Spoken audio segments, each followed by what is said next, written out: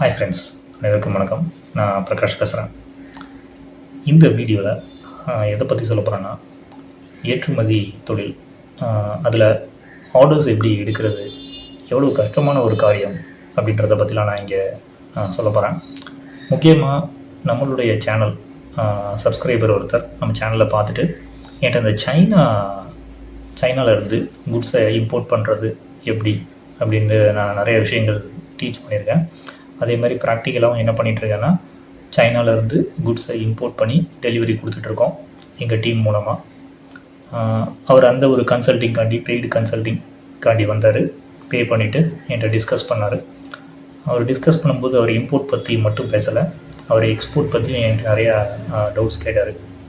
அதில் குறிப்பாக அவர் சொன்ன விஷயம் என்னென்னா, அவருடைய ஃப்ரெண்டு ஒருத்தர் ஃபேஸ்புக்கில் ட்ரை பண்ணாராம் பையருக்காக, அதுக்கப்புறம் லிங்க்டின்ல ட்ரை பண்ணாராம், இந்த மாதிரி சோஷியல் மீடியாஸில் ட்ரை பண்ணாராம், இன்ஸ்டாகிராம்லேயும் ட்ரை பண்ணாராம். ஆனால் அதில் அவர் டிஸ்கஸ் பண்ண அந்த நபர்கள் எல்லாமே ரெஸ்பான்ஸ் எல்லாமே சரியாக பண்ண மாட்டேங்காங்க அப்படின்னு என்கிட்ட சொன்னார். உண்மையிலே பையர்ஸை ஃபைண்ட் அவுட் பண்ணுறது எப்படி, சோஷியல் மீடியாலெல்லாம் ஃபைண்ட் அவுட் பண்ண முடியுமா அப்படின்னு என்கிட்ட கேட்டார். என்னுடைய பதில் என்ன தெரியுமா?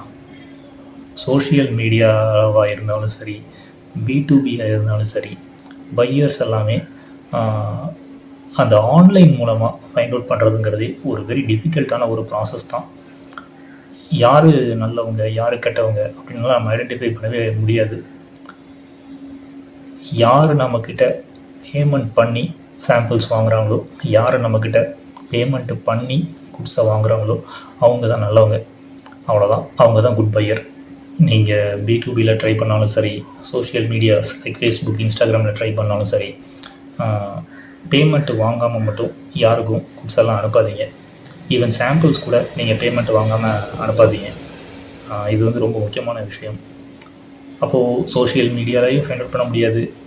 அப்புறம் எப்படி தான் பையர்ஸை ஆன்லைனில் ஃபைண்ட் அவுட் பண்ணேன் அப்படின்னா, ஆன்லைனில் ஃபைண்ட் அவுட் பண்ணுறதுங்கிறதே ஒரு டிடிஎஸான ஒரு ப்ராசஸ் தான். ரொம்ப டிஃபிகல்ட்டான அந்த ஒரு கான்வர்சேஷன்ஸ்லாம் நடந்துக்கிட்டே இருக்கும். அதுக்கப்புறம் தான் அது கன்வெர்ட் ஆகும். சும்மா ஒரே நாள்லலாம் அவங்கள யாரும் நம்பிட மாட்டாங்க, இல்லை ஒரு வாரத்துலலாம் அவங்கள நம்ப மாட்டாங்க, நம்மளும் அவங்கள நம்ப மாட்டோம். இதுதான் இங்கே இருக்கக்கூடிய ப்ராப்ளம் எக்ஸ்போர்ட் பிஸ்னஸில். ஆனாலும் சில பேர் சக்ஸஸ்ஃபுல்லாக பண்ணிக்கிட்டு இருக்காங்க, சில தமிழ் பீப்புளும் சக்ஸஸ்ஃபுல்லாக பண்ணுறாங்க. ஆனால் வெரி ஃபியூ தான். அவங்க மெயின் எப்படி பண்ணுறாங்க தெரியுமா? அவங்களுடைய அந்த ஒரு ரிலேட்டிவ், அதாவது ஓன் பிரதர் இல்லைன்னா ரொம்ப க்ளோஸ் ரிலேஷன், அவங்க என்ன பண்ணுறாங்கன்னா, 2 பேருமே அங்கே பிஸ்னஸ் ஃபீல்டில் இருக்காங்க. அதாவது இங்கே இவரும் பிஸ்னஸ் பண்ணுறாரு, இந்தியாவில் அவரும் பிஸ்னஸ் பண்ணுறாரு. 2 பேருமே ஒரு பிஸ்னஸ் மைண்டில் இருக்கிறதுனால இவங்க என்ன பண்ணுறாங்கன்னா, ஃபார் எக்ஸாம்பிள் கிராசரிஸ் மாதிரி ப்ராடக்ட்ஸு, வெஜிடபிள்ஸ் மாதிரி ப்ராடக்ட்ஸு, இதெல்லாம் இங்கேருந்து ஒருத்தர் எக்ஸ்போர்ட் பண்ணுறாரு, அங்கேருந்து ஒருத்தர் இம்போர்ட் பண்ணுறாரு. இவங்க 2மே மோஸ்ட்டாக பார்த்திங்கன்னா தமிழ் பீப்புளாக இருக்கிறாங்க. இது ரொம்ப ரொம்ப ஒரு முக்கியமான ஒரு விஷயம். இது நடந்துகிட்டு இருக்குது நிறைய இடத்துல. க்ளோஸ் ரிலேஷன்ஸ் என்ன பண்ணுறாங்கன்னா, இந்த பிஸ்னஸ் பண்ணுறாங்க லைக் மைண்டடாக இருந்தாங்க அப்படின்னா. ஏன் அப்படின்னா, நிறைய பேர் ஃபாரினுக்கு போகிறதே எதுக்காகன்னா, பணம் சம்பாதிக்கிறதுக்காகவும் ஜாப் மூலமாக சம்பாதிக்கிறதுக்காக தான் போகிறாங்க. ஜாப் ஓரியன்ட் பீப்புளெலாம் டக்குன்னு என்ன பண்ணிட மாட்டாங்கன்னா, பிஸ்னஸ் பற்றிலாம் திங்க் பண்ணவே மாட்டாங்க.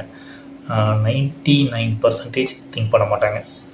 1% தமிழர்கள் தான் ரேராக என்ன பண்ணுவாங்கன்னா, ஃபாரினில் இருந்துட்டு நம்ம பிஸ்னஸ் பண்ணலாமா அப்படின்னு யோசிப்பாங்க. அந்த மாதிரி நபர்கள் தான் என்ன பண்ணுறாங்கன்னா, இந்த எக்ஸ்போர்ட் இம்போர்ட் வந்து எடுத்து பண்ணிக்கிட்டு இருக்காங்க, வெரி ஃபியூ பீப்புள். ஆனால் நீங்கள் ஒரு ஃபாரின் பையர், அதாவது நம்ம தமிழர் இல்லாமல் வெளிநாட்டு நபருக்கு நீங்கள் குட்ஸை சப்ளை பண்ணணும் அப்படின்னா அதுவும் பாசிபிள், நிறைய இடத்துல நடந்துக்கிட்டு தான் இருக்குது. ஆனால் இவங்களாம் எப்படி ஆர்டர்ஸ் எடுக்கிறாங்கன்னா, ஒன்லி ஆன்லைனில் B2B மூலமாக எடுக்கிறது ஒரு பக்கம் இருக்கட்டும், அதுவும் நடக்குது. அட் த சேம் டைம் அவங்க டேரெக்டாகவே என்ன பண்ணுறாங்கன்னா, அங்கே ஒரு ஏஜென்ட் வச்சுருக்கிறாங்க, இல்லாட்டா ஒரு நம்பிக்கையான ஆள் வச்சுருக்கிறாங்க. அவங்க மூலமாக டேரெக்டாக பையர்ஸோட அந்த ஒரு டேரெக்ட் மீட்டிங் கண்டக்ட் பண்ணுறாங்க. அவங்க ஒரு ஆன்லைனில் கம்யூனிகேட் பண்ணும்போது டக்குன்னு என்ன பண்ணிடுவாங்கன்னா, டேரெக்டாக என்னுடைய ஏஜென்ட் அங்கே வருவாங்க, இல்லை நான் டேரெக்டாக வர்றேன் அப்படின்னு அவங்க என்ன பண்ணுறாங்க அப்படின்னா, ஒரு கம்யூனிகேஷன் கரெக்டாக பண்ணி ஒரு டைரக்ட் மீட்டிங் கண்டக்ட் பண்ணுறாங்க. அதுக்கப்புறமா அவங்களுடைய ஃபேக்ட்ரியை விசிட் பண்ணுறதுக்கு இன்வைட் பண்ணுறாங்க, இந்தியாவுக்கு வாங்க அப்படின்றாங்க. ஆர் எல்ஸ் இல்லைன்னா அவங்களுடைய சாம்பிள் ப்ராடக்ட்ஸ் எல்லாம் காமிக்கிறாங்க. ஸோ இந்த மாதிரி ஒரு டைரக்ட் மீட்டிங்க்கு அப்புறம் தான் என்ன வரும் அப்படின்னா ஒரு ட்ரஸ்ட் வரும். அதுக்கப்புறமா அவங்க ஒரு அட்வான்ஸ் பேமெண்ட் கொடுக்கறதுக்கான வாய்ப்புகள் நிறையாவே இருக்குது. அப்போது இந்த டைரக்ட் விசிட் எய்தர் நீங்களாக நேரடியாக போனாலும் சரி, இல்லாட்டினா உங்களுடைய ஏஜெண்ட் ஆர் ரிலேட்டிவ் யாராவது க்ளோஸ் ரிலேஷன்ஸ் ஆர் ஏஜென்ட்ஸ் அங்கே இருந்தாங்கன்னா அவங்க அங்கே போய் உங்களுடைய பையரை மீட் பண்ணிட்டு வந்தாலும் சரி, இந்த மாதிரி தான் பிஸ்னஸ் நடக்குமே ஒழிய ஜஸ்ட்டு சும்மா ஃபேஸ்புக்கில் ஈஸியாக போய் எடுத்துடலாம், இன்ஸ்டாகிராமில் போய் ஈஸியாக பையரை கண்டுபிடிச்சிடலாம், லிங்க்டின்ல போய் பையரை ஈஸியாக கண்டுபிடிச்சிடலாம் அப்படின்லாம் சொல்லி யாராவது உங்கள்கிட்ட ஒரு ஸ்கேமிங், அதாவது ஈஸியாக பண்ணலாம் அப்படின்னு சீட் பண்ணுறாங்கன்னா அதெல்லாம் பிலீவ் பண்ணாதீங்க. அதெல்லாம் உண்மையே கிடையாது. ஏற்றுமதி நீங்கள் பண்ணணுன்னா நிறைய, அதாவது உங்கள் குட்ஸு நீங்கள் என்ன வச்சுருக்கீங்க, உங்களுடைய ப்ரொஃபைல் முதல்ல கரெக்டாக இருக்கணும். உங்களுடைய ப்ரொஃபைல் கரெக்டாக இருந்தால் மட்டும் உங்களுக்கு ஆர்டர்ஸ் கிடைச்சிடாது ஆன்லைனில் நீங்கள் கம்யூனிகேட் பண்ணும்போது. அப்போது ஆன்லைன் மூலமாக எப்படி கம்யூனிகேட் பண்ணி ஆர்டர் எடுக்கணும் அப்படின்னா, நீங்கள் எம்பசிக்கு நீங்கள் ஒரு மெயில் அனுப்பலாம். அதாவது நீங்கள் ஒரு கண்ட்ரி டார்கெட் பண்ணுறீங்கன்னு வச்சுக்கோங்க. ஃபார் எக்ஸாம்பிள் ஆஸ்திரேலியா டார்கெட் பண்ணுறீங்கன்னா, ஆஸ்திரேலியாவில் இருக்கிற அந்த இந்தியன் எம்பசியை நீங்கள் காண்டாக்ட் பண்ணி அவங்களுடைய ஒரு இமெயில் ஐடிக்கு நீங்கள் என்ன பண்ணலான்னா, உங்களுடைய அந்த எக்ஸ்போர்ட் லைசன்ஸ், நீங்கள் என்ன ஒரு எக்ஸ்போர்ட் போர்டில் மெம்பராக இருக்கீங்க, அதையெல்லாம் அவங்கக்கிட்ட மெயில் பண்ணி இந்த ப்ராடக்ட்டுக்கான பையர்ஸ், எனக்கு இம்போர்ட்டர்ஸ் வேணும், ஆஸ்திரேலியாவில் இம்போர்ட் பண்ணுறாங்க, அவங்களுடைய காண்டாக்ட் டீட்டெயில்ஸ்லாம் கொடுங்கன்னு என்கிட்ட சொல்லணும். நீங்கள் அந்த மாதிரி நீங்கள் மெயில் பண்ணிங்கன்னா அவங்க இன்கேஸ் தந்தாங்கன்னா அந்த லிஸ்ட்டை வச்சுக்கிட்டு நீங்கள் அந்த லிஸ்ட் ஆஃப் பையர்ஸுக்கு நீங்கள் இமெயில் பண்ணி பார்க்கலாம். இல்லை வாட்ஸ்அப் நம்பர் இருந்துச்சு அப்படின்னா நீங்கள் வாட்ஸ்அப் பண்ணி பார்க்கலாம். அண்ட் தென் அவங்க உங்கள் கூட தொடர்பு பண்ணாங்கன்னா ஆஸ்திரேலியாவில் உங்களுடைய ரிலேட்டிவ் இல்லாட்டினா ஒரு ஸ்ட்ராங்கான ஏஜென்ட் இருக்கிறாங்கன்னா அவங்கள யூஸ் பண்ணி டேரெக்டாக என்ன பண்ணலாம் அப்படின்னா ஒரு விசிட் பண்ண வைக்கலாம். அப்போ இந்த மாதிரி டைரக்ட் மீட்டிங் நடக்கும்போது நிச்சயமாக உங்கள் மேலே ஒரு ட்ரஸ்ட்டும் ஒரு கான்ஃபிடென்ஸும் வரும். அதுக்கப்புறம் உங்களுடைய விலைகள் எல்லாமே சரியாக இருந்துச்சு, உங்களுடைய விலை, உங்களுடைய ப்ராடக்ட்டு இதெல்லாமே கரெக்டாக இருந்துச்சுன்னா அவங்க ஒரு ட்ரையல் ஆர்டர் கொடுப்பாங்க, ஒரு ஸ்மால் குவான்டிட்டிக்கு ஆர்டர் கொடுப்பாங்க. அப்போ இந்த ஸ்மால் குவான்டிட்டிக்கான ஆர்டர் கொடுத்ததுக்கப்புறமா உங்களுடைய அந்த ஒரு குட்ஸ் ரீச் ஆனதுக்கப்புறம் அவங்களுக்கு சாட்டிஸ்ஃபைடாக இருந்துச்சுன்னா தென் செகண்ட் ஆர்டர் ஒரு பல்க் ஆர்டர் கொடுப்பாங்க. அண்ட் தென் நீங்கள் நல்லா பண்ணிருந்தீங்க, நல்லா டெலிவரி கொடுக்குறீங்க, உங்களுடைய குட்ஸ் எல்லாம் குவாலிட்டியாக இருக்குது அப்படின்னா ரெகுலராகவும் ஆர்டர்ஸ் கொடுக்கறதுக்கான வாய்ப்புகள் இருக்குது. அப்போது இந்த மாதிரி தான் பையர்ஸ் ஃபைண்ட் அவுட் பண்ணணும். ஒரு எம்பசி மூலமாக நீங்கள் டீட்டெயில்ஸ்லாம் கலெக்ட் பண்ணிவிட்டு அங்கே இருக்கிற உங்களுடைய ஏஜென்ட்டு இல்லைன்னா ரிலேஷனை யூஸ் பண்ணி உங்கள் பையரை டைரெக்டாக மீட் பண்ண வைக்கணும். அப்படி இல்லாட்டினா நீங்கள் முடிஞ்சால் உங்களுக்கு அந்த ஒரு ஃபினான்ஷியல் எபிலிட்டி இருக்குதுன்னா நீங்களே ஓவர்சீஸை ட்ராவல் பண்ணணும். இந்த மாதிரி நீங்கள் பையர்ஸை ஃபைண்ட் அவுட் பண்ணி நீங்கள் உங்களுடைய பிஸ்னஸை நீங்கள் டெவலப் பண்ணலாம், ஏற்றுமதி தொழிலில் செய்யலாம். B2Bயில் ஒரு ஜாயின் பண்ணி ஆர்டர்ஸ் எடுக்கிறது அப்படின்றது சாத்தியம்தான், ஆனால் அது அவ்வளோ சுலபமானது கிடையாது.